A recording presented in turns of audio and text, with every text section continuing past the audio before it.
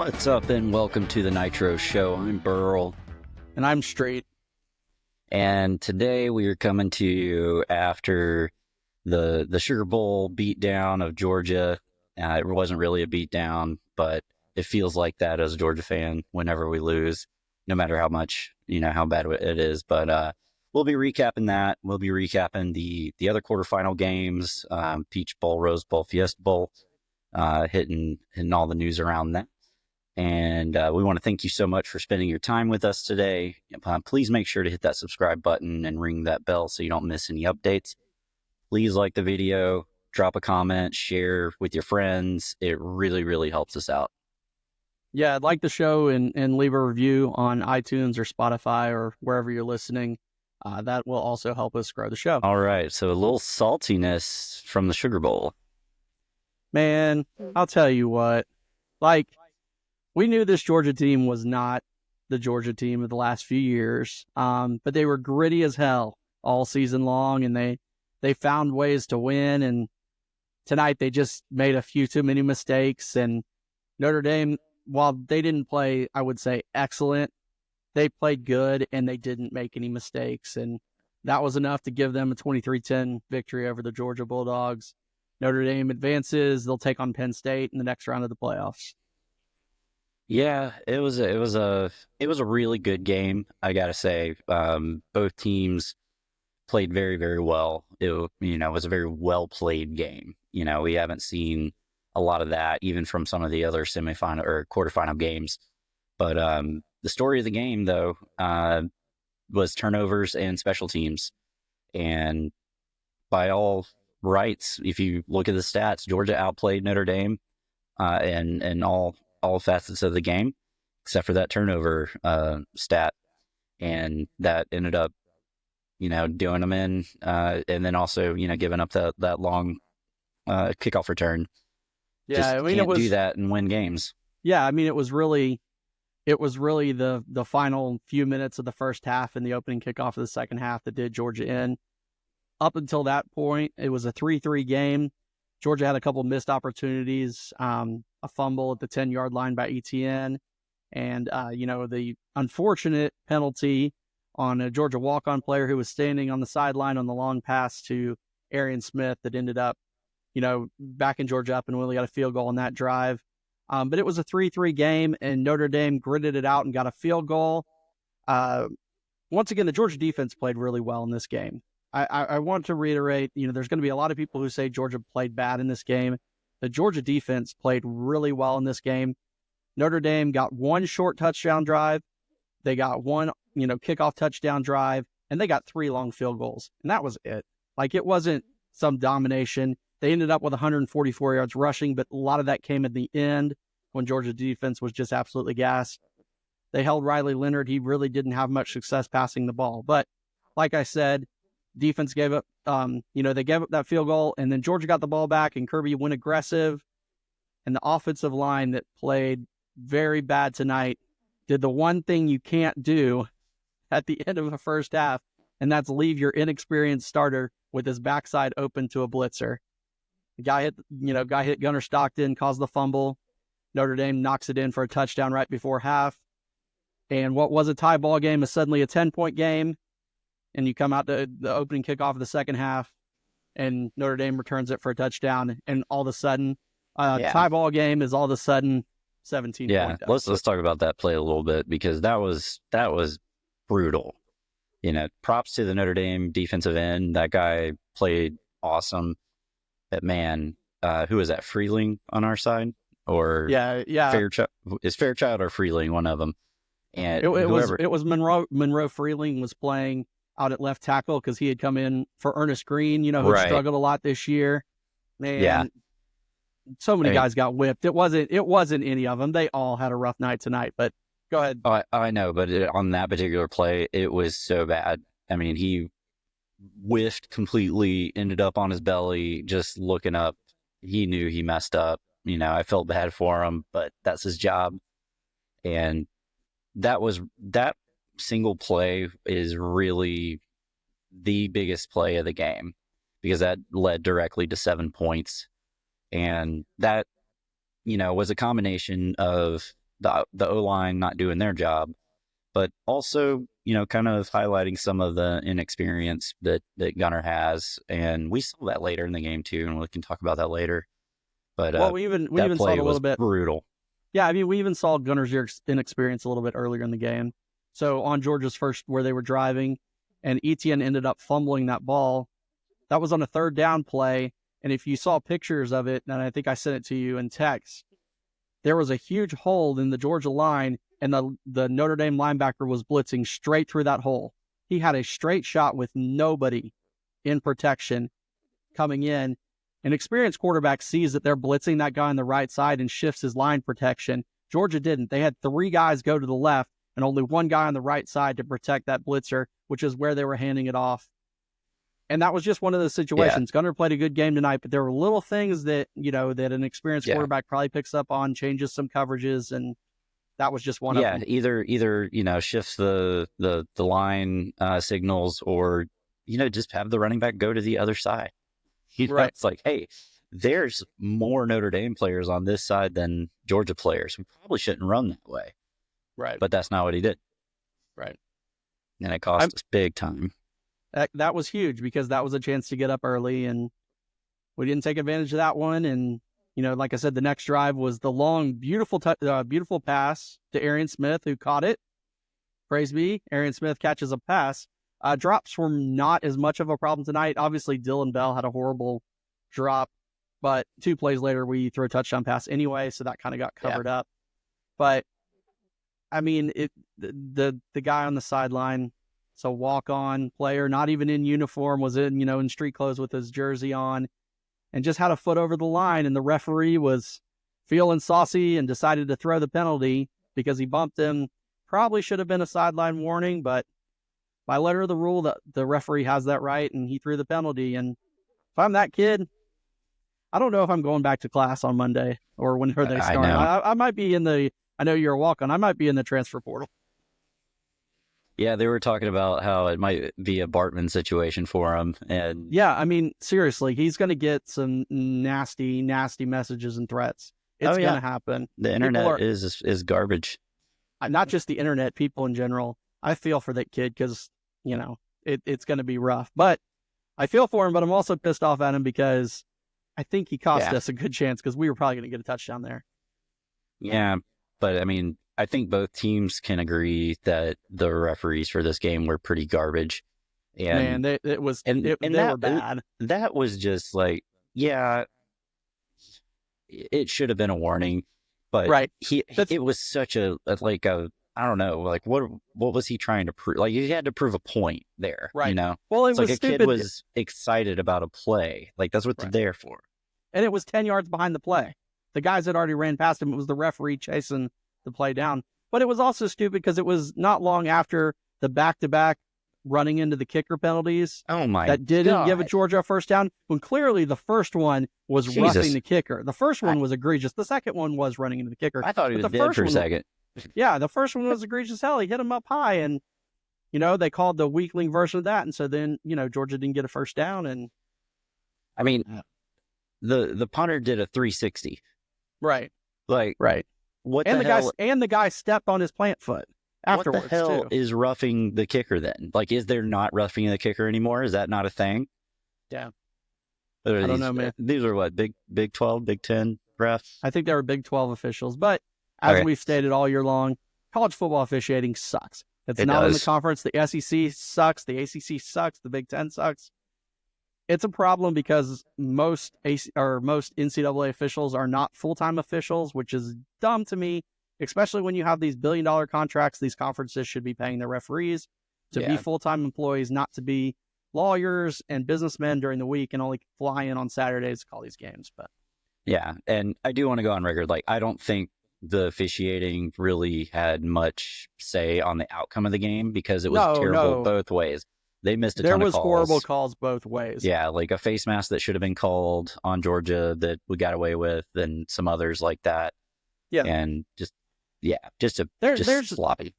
There's nothing in this game for either team to really complain and say it wasn't fair. Yeah. Like, officiating was bad. The teams played well. There were some mistakes. Neither team destroyed the other one. This wasn't some domination by any means. Georgia made a couple of mistakes and Yeah. Notre Dame didn't. Overall, it was a really close game. The score was 13 points, but Right. And the mistakes that were made weren't like, self-induced mistakes. They were good on good, and the better player won that particular play. right, And like even the touchdown pass Notre Dame yeah, had right before the end of the first half was good coverage. yeah, The defender had a hand in there. It was a slant, and that's a tough play for the defender to get. And the guy, he made a good pass. It was a good play. it was. And, it was on Dalen Everett, who is our best corner, and he's been fantastic all Right. year.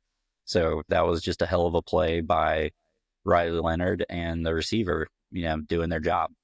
I mean, Georgia did great, like actually played really great. Just looking at the stats, total yards, almost 300 yards worth of offense, passing 234. I don't think anybody saw that coming out of this game with Gunnar Stockton. Right. I think the expectations were really low, but the rushing yards, that's where it really hurt Georgia. Only 62, and I know some of that's like taken away from sacks. That was the other thing. Tackles for loss, I think Notre Dame had like 9 TFLs and 4 sacks. Yeah. Georgia had 1. Right, and on 2 of those sacks were fumbles. So one was the one that Gunnar was in throwing motion and went out of bounds, and then of course the one right there before the first half. So those were both, as you said, Gunnar ended up with negative 23 yards rushing, but a lot of those came on those 2 plays. Those 2 plays probably both were negative 10 to 15 yard plays. So yeah. But overall, just a really good game. Congrats to Notre Dame. They earned it. We talked about it a lot going into the playoffs, that Notre Dame is legit and people need to be on the lookout for them. So no one can say that, hey, we were hating on Notre Dame. Probably will. I mean, we both picked Georgia to win, but we both picked it close. I picked the score as 21-17, and I think you picked it close as well. And honestly, at the end of the day, it's the turnovers that were the difference. And I think, the inexperience at quarterback, while Gunnar played a good game, I think there were just a few little moments in there that may have been a little bit different with an experienced quarterback in there. Yep. But on the bright side, there is a lot of good to be hopeful for next year, based off this game. Gunnar, he can play. Dude can sling it. Gunnar proved that he's ready to be a starter next year. You give him a full off season and a chance to, really move in the playbook. He threw some nice balls down the field. Yeah, definitely he earned his keep tonight, I think. Yep, and the running game future looks bright, at least at the running back position. The things that Georgia needs is that O-line. The O-line has been rough. I think I saw someone tweeted that, this is terrible O-line play or whatever. And I'm like, yeah, like all season. We've been saying this all season. You look at the Ole Miss game. I mean, that's the poster child for bad offense play. And honestly, O-line play overall was bad, but I think it was really bad tackle play this season. Ratledge was good. He was solid most of the time, but he had a couple of moments tonight, and they all did. But, Ratledge was solid all year. Fairchild was solid all year. Both of them earned, All-American honors, at least in all the places. They were fine, and Jared Wilson did a good job at center this year. But I think where Georgia really, really hurt was at the tackle position. Xavier Truss, 6-year senior. I think he was just there because he was most experienced. I mean, I was Did never he even super play impressed. today? Yeah. He was in there. He was the starter.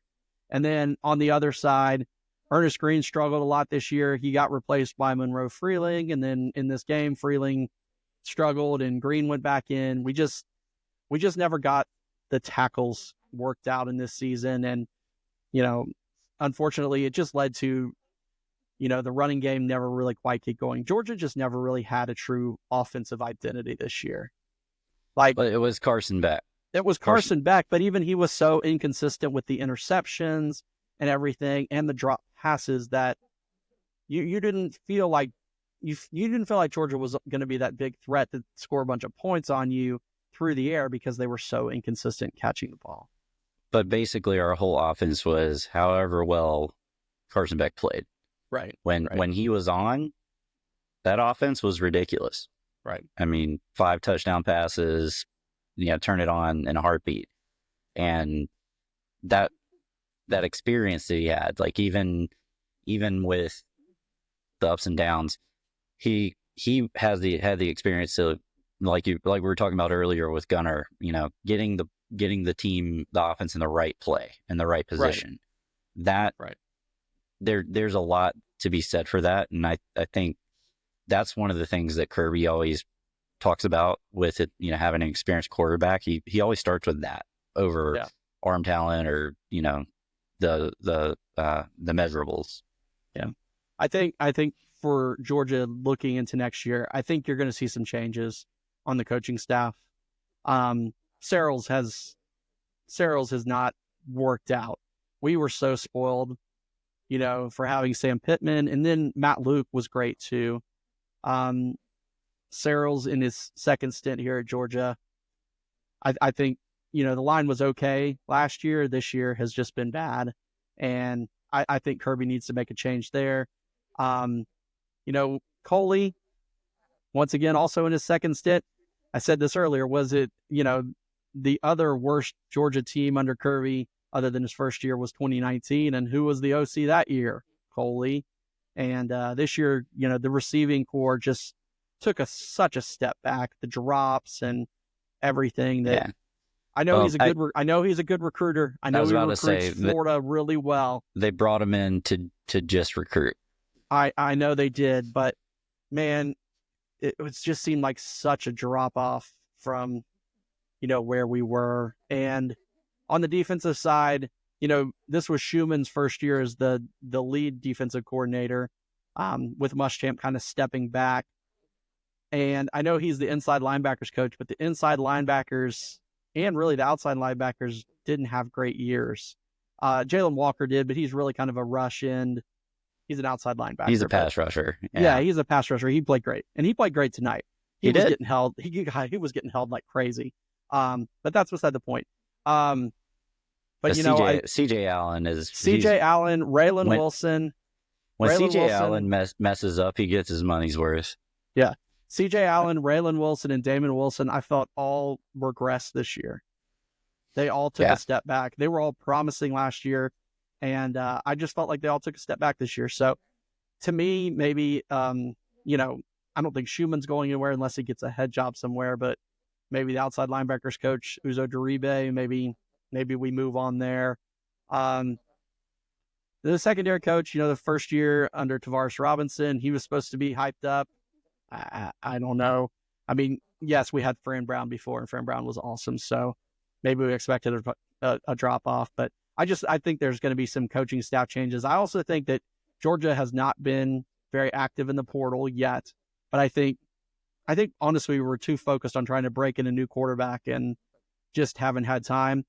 After these results today, those Georgia boosters are going to open up their purses, because I think, there's another transfer window after spring practice. And if there's people that are disgruntled in their current situations, I think Georgia's going to be a player, more than they would have been if we kept winning.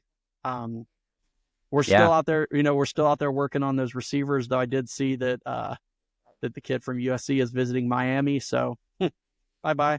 Well, maybe. I mean, maybe you gotta follow Ohio State's path. I mean, you got to spend. I mean, that's just the way of the world right now.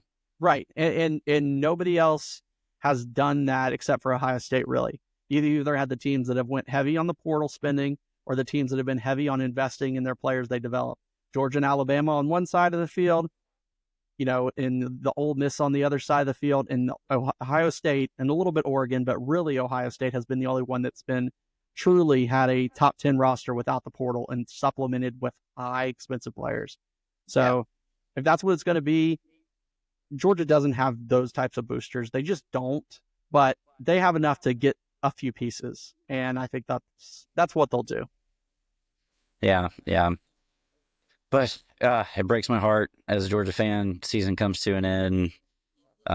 But at the same time, my heart will not be as stressed over the Right. next couple of weeks, which, yeah, it's kind of a And silver lining there. and hey, look at it this way. Georgia still won the SEC championship. I know that doesn't mean a lot to a lot of people anymore. It still means a lot to me, especially this team that obviously had flaws and fought so hard, won that game. I mean, some people say the SEC was down this year. But yeah, it probably was. Some people say overrated. I don't really say overrated because when your champion has 2 losses, that just means your conference is down from what it's been. I think NIL has done a number on top schools' depth, obviously. But, still a season that Georgia can build off of. This was probably one of Kirby's best coaching jobs because he didn't have the consistency. He didn't have that game breaker at defensive tackle. He didn't have that superstar receiver or tight end. There was a drop off, and they navigated the waters. They still won 11 games. They still made it to the second round of the playoffs. So overall, disappointing end of the season, but still satisfied with the year they had. Yeah, it's always disappointing if you're not the team that wins the last game of the season. Right. Absolutely. But overall, I'm very happy with the season. It was a lot of fun. It was a very fun season. All the stress and everything. I wouldn't Still call had it a fun. blast. I still enjoyed the season, but this was a less fun, enjoyable season for me just because it was just so infuriating. It was the same problems every week, and they didn't seem to improve, Nothing will be as fun as 22. Well, or 21. Yeah. I mean, just going undefeated and just destroying everybody. And then, of course, the Peach Bowl. Right. So, good game. Lots to look forward to. Congrats to Notre Dame moving forward. One last thing before we move on. I did want to address, obviously, the situation that happened in New Orleans on New Year's morning. Horrible situation, just absolutely horrible. Very saddened to wake up and hear about that. Prayers out to all the families and everybody impacted by that. Just absolutely horrible. It did have an impact, obviously delaying this game until today. But just a bad situation. So hug your loved ones a little bit closer, and hopefully we'll have better days for the country ahead. Yeah, agreed. Just a tragedy, and I'm just glad that, our friends that are there were okay and were able to enjoy the game. But yeah, thoughts and prayers go out to all the folks who were impacted by that. And you gotta, take advantage of every day you got, because not every day is promised. Right. So make the best of it today. Yep.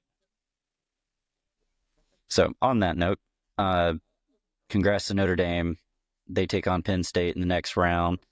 But we're going to shift gears and talk about the other really, really exciting game that happened. It happened to be the Peach Bowl. It seems to be the most exciting bowl game that happens. Or at least it's the bowl game where place kickers can't make kicks, so therefore the game gets to go to overtime. Exactly. Texas and Arizona State going into 2 overtimes. This was a weird game in a good way. It just seemed like Texas was going to blow them out. They probably should have blown them out. They absolutely should have blown them out. I don't know why they, in this game and in the Penn State Boise State game, they both should have been really big blowouts. But for whatever reason on offense, they changed their strategies up after, doing things that really worked, and they stopped doing those things that really worked. That blew my mind, and Arizona State took full advantage of it. Yeah, at the beginning of this game ended up in overtime because of so many weird decisions and strange things happening. There were some questionable decisions to go for it. Arizona State, went for it multiple times in the game on 4th down and didn't get it when they could have taken points that ultimately would have let them win the game in regulation. when Texas scored their touchdown, and then Arizona State came out and ended up punting. Texas returned that punt for a touchdown. It was really looking like Texas was just going to run away. Ewers was looking great. He was finding wide open receivers.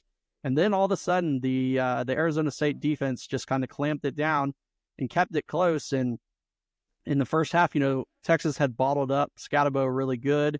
He wasn't getting a ton of yards. And on the sideline, he was puking. He looked kind of like he was hungover. But then once he got that, he certainly had his puke and rally moment, because there in the second half, Scatabo kind of got it together and just started making plays. And at first it was looking a lot like the night before. You heard what he said. What about did he say? why he puked. He said, "Oh, I was just drinking water and I choked on it, and so I puked and rallied." It's like, okay. Yeah. But like I said, it was some weird decisions. They should have taken some points, and they didn't go for it once. They missed a field goal another time, and the game should have been 17-9 at half instead of 17-3 at least. And then the fourth quarter happened, and once again, Arizona State went for it on a fourth down. They didn't convert, and Texas took over at like the 4-yard line, and then they got a safety, and then Arizona State got the ball back, and they ended up getting a field goal. So that kind of got them back in the game. And then I felt like the game was over because Texas got the ball back, and they went on a nice drive down the field. It was 24-8, and you looked like it was over. They needed 2 touchdowns and 2-point conversions to get back in the game. And by God, didn't Scatabo leave them to it. They did one where he threw a pass and they got the touchdown. And then there was another pass to him where he rumbled down the field. So Arizona State got back in the game. And then the end of the game, the end of regulation, was really crazy too. Both teams had a chance to win, there at the end. Texas went down. They missed a field goal, which poor Bert Auburn never wants to play in Mercedes-Benz again. And if they make it to the national championship game, they might just replace him as kicker, because that guy's missed 4 kicks in that stadium. Yeah. So then Arizona State got the ball back though after their first missed field goal. And then there's the most controversial call that you've heard everybody talk about for the last 2 days. Arizona State on the 3rd down had a pass over the middle. Texas's safety made the hit. It was an up high hit. Targeting or not? That's the question. Some people are like, it's the definition of targeting. And other people are like, no, it's not the definition of targeting. They ended up not calling it for targeting. So here's my stance on that. Yeah. I personally don't think it was targeting. Okay. And I'll tell you why. Georgia got called for targeting for damn near the same hit against Texas. And I didn't think it was targeting then. Because when you're taught to tackle, you have your face up, your face mask, you lead with that. And it was a big hit. So I don't think it was targeting, but given the fact that they've been calling it regardless of, what your form is, if a helmet touches another helmet and the receiver was defenseless, they should have called targeting. It should have been called. Right. And after that play, Texas gets the ball back.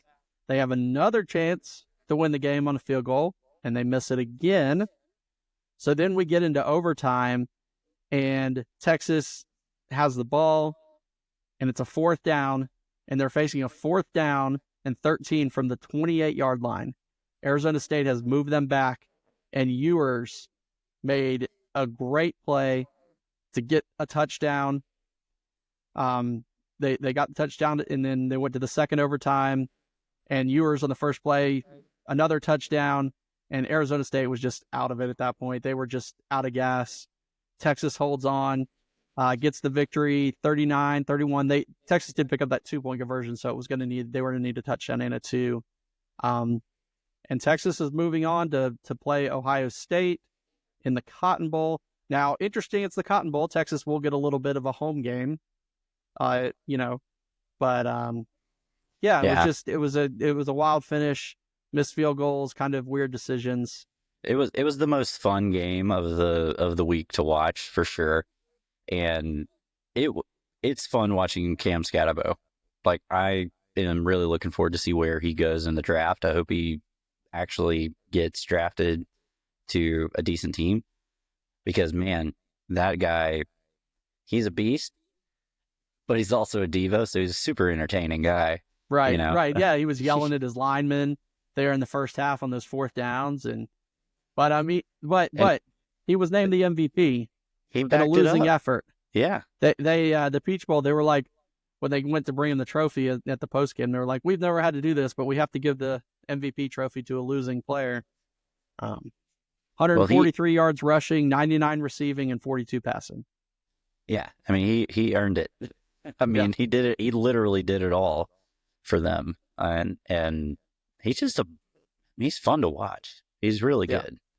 yeah, The other guy, on Texas, the receiver Golden, that is a dude there. yeah. Oh, Matthew Golden's been awesome for them all He is year. really, really good. He's Yeah, been, I mean, he killed Georgia in the SEC championship, and he almost took over this game for a while, and then right. whenever they stop throwing it. Yeah, I mean, Ewers had his best game, maybe his best game of the season. He was 20 of 30, 322, 3 touchdowns, two right there in overtime, especially that fourth down play, because he had to. The Texas running game was non-existent. That Texas running game that had been so strong until the Georgia game, it was non-existent. They only had 53 yards in this game. Arizona outgained them overall 510 to 375. So Which is kind of shocking to me because Texas's defense has been outstanding this year.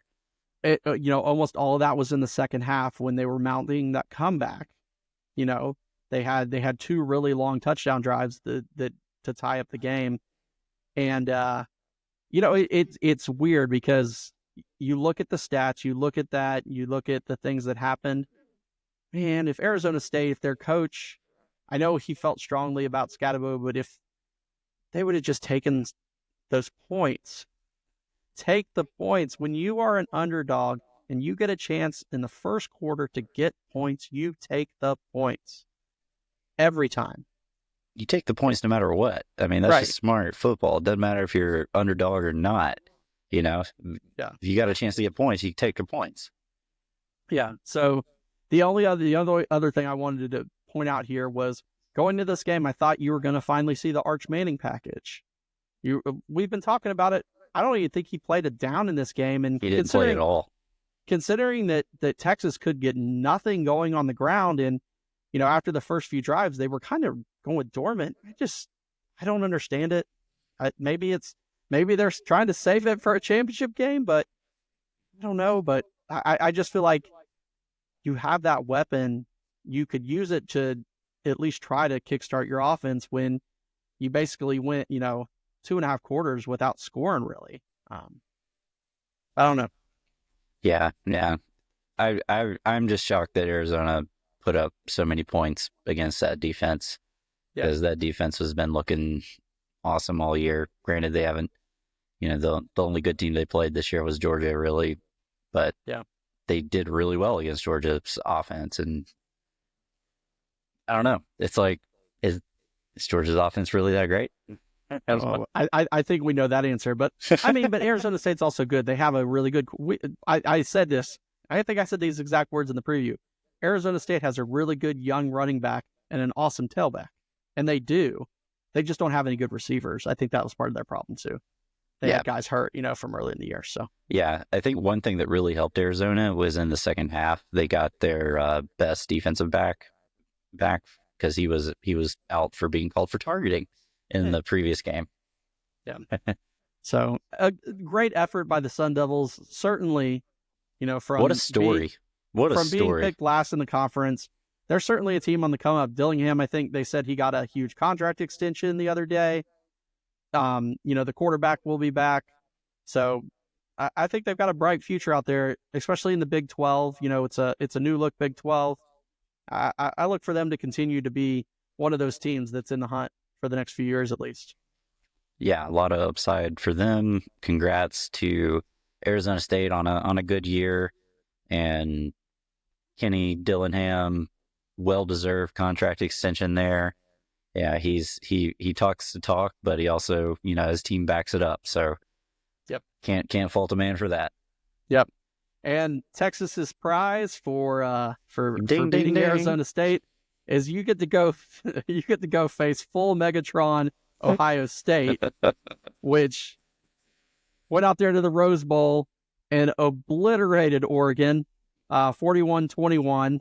But I was at dinner during this game, and I couldn't believe what I was seeing, not because scoring like crazy, but because they were doing it without any turnovers. They were just straight up getting the ball and scoring. And all of a sudden it was 34-0. Well, they finally, it hit them. Oh, we've got the best receivers in college football. Why don't we throw it to them? Yeah. And then they did. And that worked out pretty damn well. And then when they did that, it opened up the run game for, two of the best running backs in college football. Right. I mean, it was a carryover of what they did in the Tennessee game, but even more so. I said last week when we were talking about that game, I said, Jeremiah Smith is the best receiver in college football right now as a freshman. He absolutely is. And the only sad part is that he's going to be back for 2 more years. And he's going to make a lot of money over the next 2 years at Ohio State or wherever, because somebody else is going to offer him more money. But absolutely, Ohio State dominated this game. Oregon got a couple scores, to get back into it. And when they did, Ohio State said, and immediately scored. And it ran the ball. And they've been passing the whole first half and ran the ball and ran it right back down their throats. Yep, and I guess old Cam Ward's record didn't really stand for that long, did it? Nope, it didn't. Good thing he played that half against the... Yeah. The most amazing thing, as I said in this game, is there were no turnovers. To get just absolutely blitzed like that in a game and not having you turning over the ball is kind of crazy. But the more important telling stat is that Ohio State held Oregon to negative 23 yards rushing in the game. They were all over Gabriel. I mean, they had 8 sacks in the game, which granted 2 of them were at the end, but Gabriel was running for his life. He still had a pretty decent game, all things considered. But yeah, the 20 points they scored, it makes it seem like the game was a little better than it was, but it was a straight up beat down. Yeah. So congrats to Ohio State. They are on a roll of epic proportions, and now that we don't have to worry about it as Georgia fans, I can cheer them on with my in-laws and not feel bad about it. Yeah, I mean, I think I've said this before. When this team is playing at their full capacity with the talent that they had coming back and the people they got in the portal, we knew they were capable of it, but they hadn't shown it. That losing that game to Michigan made them realize what they were doing wrong. And it looks like in the 2 games since then, they've fixed whatever problem there was. This team looks like it's on a collision course to win the national title. Yeah, it's definitely looking like that was, the Michigan game was exactly what that team needed before the playoff to get their mind right. And good God, they got their mind. They're playing out of their minds. Yep. All right, and last game that we'll talk about was Penn State versus Boise State. Again, this was kind of a weird game, similar to Texas, Arizona State. Penn State comes out and, they're world beaters. They're marching up and down the field, scoring at will. And then all of a sudden they just stop. They stop trying to run the ball, which made no sense because Boise had no answer for their running game. And I get it, you want to throw the ball to, kind of keep things balanced, but they kind of went more pass heavy for some reason, and it wasn't really working. And then when they got back to running the ball, everything started working out again. And, their defense played lights out. I mean, they shut Genty down more than, anybody could shut him down. He still got 100 yards, I think. Yeah. I mean, it was a clear mission that Yeah. their goal was to shut him down. They were going to make Madsen beat them, and it led to a couple nice passes, there. They had a long touchdown pass to the tight end. But their goal was to make Madsen beat them. Jitsi never really got going. It was really tough sledding. In the second half, he got a couple of decent runs. He had a really awesome run that was about a 10-yard run where he broke about 7 tackles, which was awesome. Yeah. And then he had one long run, but he ended up with 104 yards on 30 carries. So his worst game of the season was a 100-yarder. Still should have won the Heisman. But, if your goal is to shut down and you have a size advantage, you can do it. Similar to what we saw today with Notre Dame. Notre Dame's goal was to shut down the Georgia running game, and they did it, though Georgia should have had the size advantage. But, it was, like I said, they were down. Penn State kind of took the control back, and then Boise really couldn't get it going with Genty. So they went to Madsen. He threw 3 picks in the second half, and that was all she wrote. Not really a super impressive win for Penn State, in my opinion. They ran the ball well. They had 2 guys who had about 80 yards. So they had 221 yards on the ground between their 2 lead backs. So good game for them. But overall, this is another one that the score was probably closer than what the game actually was. So Penn State's moving on. Franklin can claim he's got another big win. That's what's so weird about Penn State is they have the players. Like, their defense is legit, and the players that they have on offense are legit. Drew Aller's not a bad quarterback. He's a pretty good quarterback. Tyler Warren is Brock Bowers 2.0. I've been calling him the poor man. He's not as fast as Brock Bowers, but he makes great plays, and he's definitely I'll still roll with the poor man's Brock Bowers. I mean, he's definitely the best tight end in college football this year, for sure. Yeah. I mean, he had a great game, and, their running back, can't remember his name, but good Lord, he Allen. was, Keytron Allen, I think, he was killing it, and they didn't have an answer for him. If they'd have just kept feeding him, they might have been 40 or 50 on the board in this game. Yeah, like I said, Allen and Singleton both average 7 yards carry. So when you're doing that at your tailback position, you're controlling pretty well. The problem with Penn State, though, is, like, I don't trust that coaching staff. Like they've got the talent on the team, but can they, call a good game? Yeah. And just keep there. It's the old adage, I think, that people used to kind of say. And I know we've kind of said this before, that James Franklin is kind of like the Mark Richt of the Big Ten. And to that defense, Mark Richt was kind of known sometimes for not putting his foot on the throat when he had the chance. And sometimes I feel like Franklin's kind of the same way. Like in this game, they seemed like total control, but it seemed like they kind of maybe let off a little bit and let Boise hang around. Now, Boise never really got too close, but just this game, 31-14, probably really should have been somewhere in the 40s. And it was a good year for Boise. Ashton Genty is a fantastic player. I saw people trying to knock him down and be like, oh, Genty would have done anything. I'm like, he still had 100 yards, and he was, like, facing stacked boxes every play. Like, that dude's phenomenal. And I think he's going to be a great player in the pros. So don't talk any trash to him, but good absolutely. win for Penn State. And congrats to Boise on a great year. They had a lot of players from other countries on their team. I thought that was cool. Like, they had a guy from Germany and a guy from Egypt, and they were, like, 2 of their best players.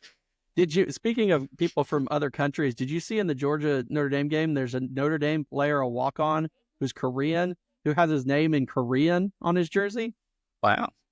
Yeah. No, I saw that online. Which players' names on Notre Dame jerseys a little weird anyway, but against tradition. But well, I think they have like some kind of rule about, like, being in postseason. Oh, okay. I don't know. Yeah. I'm not a Notre Dame aficionado over here. Yeah. But I just thought that was kind of cool. I saw that online. That is cool. That is cool. So yeah, so now the semifinals are all set. We'll see Notre Dame take on Penn State. Um, that That's in should the be a pretty good game. And Yeah, that'll then be in the Orange Bowl. yeah, That's next Thursday night. You got to feel for Notre Dame. Just Georgia would have been in the same position. That's why they moved the game up to this afternoon. Like, they've got 2 less days to prepare for that game than Penn State did, which kind of sucks. I mean, at this point in the year, that means a lot. Those extra couple of days, because you know yeah, Notre Jeremiah Dame was. Love got a little banged up in this game. Yeah, I mean, he looked hurt. Well, actually, he was hurt, I think, in the Indiana game. They said he was sick at the Indiana Oh, game. that's right. That's right. But he Because said he's after still the been. 98-yard run, he got Yeah, sick. they said Yeah. he's still been having some residual breathing issues, and he was still coughing and stuff coming into the game today. But I think he got hurt, so his status may be up in the air. And Well, it's really hard to run the ball against Georgia. right, it is. So yeah, so that'll be tough for them. But I mean, I still feel like Notre Dame's a better overall team. yeah, I mean, I think you're going to see a consistent. similar. It's going to be a similar game to what you saw between Notre Dame and Georgia today. Yeah, Teams that are going to try to establish the run, try to make the other quarterback beat them. Solid run defenses, good lines, probably on the lower scoring side. Some of that. Whoever can force the other side to make a few mistakes will probably win the game. yeah. We'll have more on that next week when we do our predictions. But Yep. the Final Four is going to be fun. Ohio State versus Texas. That could be another beatdown, or maybe Texas defense actually shows up. I don't know. Yeah. I mean, Texas has the talent to hang with them. So it could be interesting. A lot is going to depend on the Texas defense and how well they play. Ohio State is obviously playing out of their minds right in the last 2 games. So it should be a good clash. Texas somewhat at home in the state of Texas. Texas at home in the state of Texas. We'll see how that goes.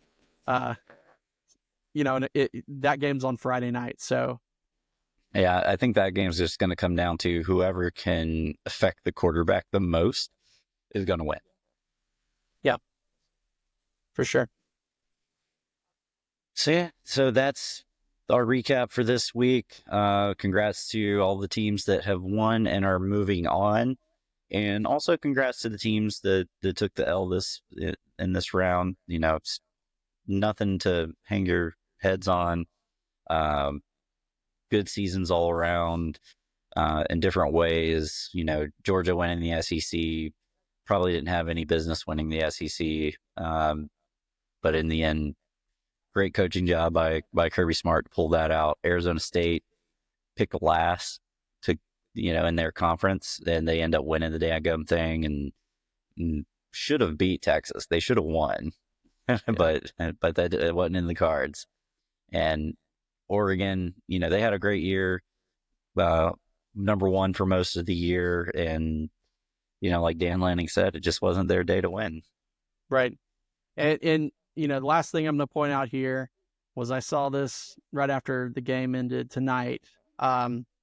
That the 5 conference champions that made the playoffs went 0-5.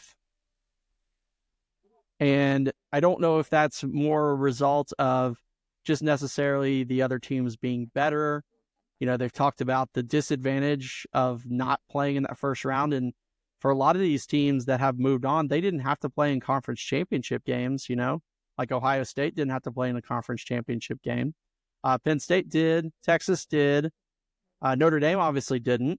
So, for 2 of these teams, they got to sit back and rest and then kind of get back in the groove of playing again. And I think they're going to rethink for next year. They can't change the format, but I think they can change the seeding stuff next year. Mm-hmm. So I think they will look at changing the seeding. I mean, I think it's just more important to give the bye weeks and set it up to where those conference championships, who are the top 4 teams, don't necessarily have to be the top 4 teams, just whoever the top 4 teams are, get that break and set it up to help them out, because it did no favors. Georgia had to play Notre Dame, and Penn State got to play Boise State, and Texas, who Georgia beat, got to play Arizona State. And in my book, those teams would not beat Notre Dame, you know. And Oregon went undefeated all year and had to play Ohio State. Like, Yeah, I agree. I mean, just if you win your conference championship, you get into the tournament. right. I think the whole spirit of, winning the conference championship, getting a bye, was to kind of mimic that same thing that you see in NCAA basketball, where you win your conference championship tournament, you get a bid, which is totally fine. Right, but but the seeding shouldn't be based on that. exactly. I think if you win, those 4 major conference champions, and then the 5th conference champion gets automatic bids, but you seed them how they are. Yeah. It doesn't matter. The top 4, that's dumb. You seed them how they are. And if you would have done that this year, Oregon still would have been 1. Georgia probably still would have been 2. You probably would have had, Penn State at 3, and then either Ohio State or Texas or Notre Dame at 4. Yeah. I mean, as long as there's going to be subjectivity to how people get into the playoff, you might as well just roll with the BCS to rank everybody, and that's your order, because you would think, because they still did a ranking. I mean, that's why even do the ranking if it's just seeding? But you did a ranking, so I think they understood who was going to be better, Yeah.